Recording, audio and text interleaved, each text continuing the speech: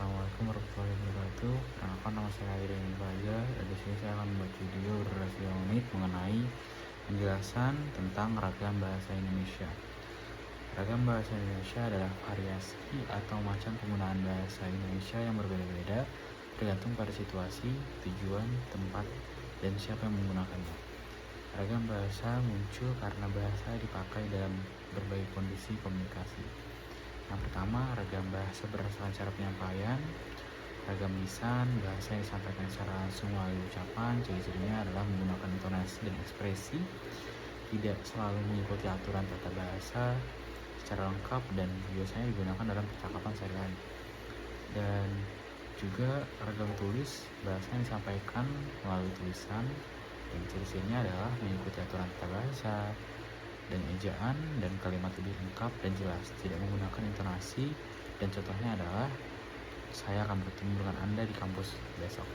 Nah, yang kedua adalah ragam bahasa berdasarkan keformalan.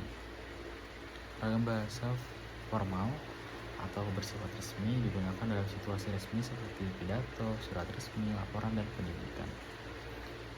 Dan yang ketiga adalah ragam bahasa berdasarkan bidang penggunaan. Bahasa juga berbeda tergantung bidang atau profesinya, dan contoh ragam bahasa ilmiah digunakan dalam penelitian dan pendidikan, dan juga ragam bahasa jurnalistik digunakan di media massa. Ragam bahasa hukum digunakan dalam dokumen hukum, dan ragam bahasa bisnis digunakan dalam kegiatan perdagangan atau manajemen. Dan kesimpulan dari ragam bahasa Indonesia adalah berbagai variasi penggunaan bahasa yang disesuaikan dengan situasi, tujuan, dan bidang tertentu, seperti ragam lisan, tulis, formal, non-formal, dan ragam berdasarkan bidang penggunaan, dan versi ringkasan atau tugas presentasi. Nah, ada beberapa variasi penggunaan bahasa yang timbul karena perbedaan situasi, fungsi, media, atau penutur dalam berkomunikasi. Variasi ini terjadi karena bahasa digunakan dalam berbagai konteks, seperti dalam percakapan sehari-hari, kegiatan ilmiah, atau situasi resmi. Menurut para ahli bahasa, ragam bahasa menunjukkan bahwa satu bahasa dapat digunakan dengan cara yang berbeda sesuai dengan kebutuhan komunikasi. Dan jenis-jenis ragam bahasa Indonesia, yang pertama adalah ragam bahasa Indonesia menggunakan media dan juga banyak menggunakan intonasi, mimik, gerak, dan juga gerak tubuh. Struktur kalimat sering tidak lengkap, dan juga terjadi secara langsung antara penutur dan pendengar. Dan ada juga beberapa contoh dan ciri-ciri menggunakan ejaan tata bahasa yang jelas, kalimat lebih lengkap dan terstruktur, dan tidak dibantu oleh intonasi dan ekspresi. Dan selanjutnya adalah ragam bahasa berdasarkan tingkat keformalannya, yaitu digunakan dalam situasi resmi seperti rapat, pidato, laporan, dan pendidikan. Ragam bahasa non-formal tidak resmi digunakan situasi santai seperti percakapan sehari-hari dengan teman, kerabat, dan keluarga.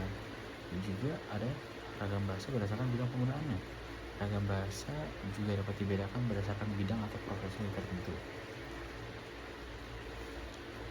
Nah, ada 4 ragam bahasa, yaitu keteringkas, yaitu dari ragam bahasa ilmiah, ragam bahasa jurnalistik, ragam bahasa hukum, dan ragam pada bahasa bisnis.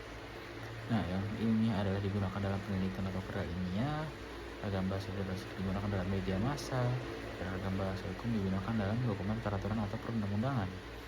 Nah, dan terakhir adalah ragam bahasa bisnis digunakan dalam kegiatan perdagangan atau ekonomi.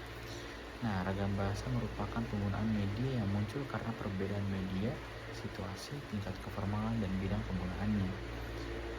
Nah, ragam bahasa bisa membantu penutur menyesuaikan cara berbahasa agar komunikasi menjadi lebih efektif dan sesuai dengan konteksnya. Nah, saya ambil ini dari 3 buku, yaitu dari buku dari Cher Abdul, yaitu Perkenalan Awal atau Sosiologistik. Juga ada Karaf Groys, Diksi dan Gaya Bahasa. Dan juga ada Alwi Hasan dari Tata Bahasa Baku dan Bahasa Indonesia. Dan itu adalah 3 dari sumber buku yang saya ambil mengenai penjelasan ragam bahasa Indonesia. Mungkin hanya itu yang bisa saya sampaikan.